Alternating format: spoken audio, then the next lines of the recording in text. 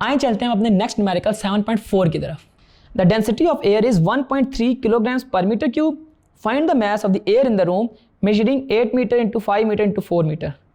इस क्वेश्चन में भी आपके पास डेंसिटी और वॉल्यूम गिवन है, आपने मास फाइंड करना है। जो हमने डेंसिटी का फार्मूला पढ़ा है मास पर यूनिट वॉल्यूम, आए इसको इसमें पुट करते हैं और इसको सॉल्व करते हैं।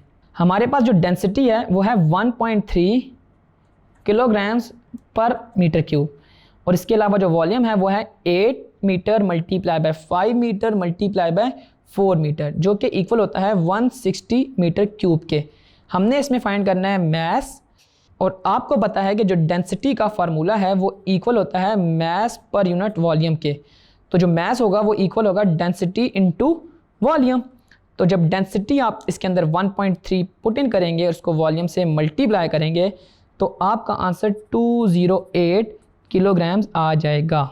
तो यूँ अगेन आपके पास अगर डेंसिटी में मास और वॉल्यूम या कोई इन तीन चीज़ों में दो चीज़ें गिवन हैं तो आप ये वाला formula density is equal to mass per unit volume use करके उनमें से कोई एक अननोन चीज़ फाइंड कर सकते हैं।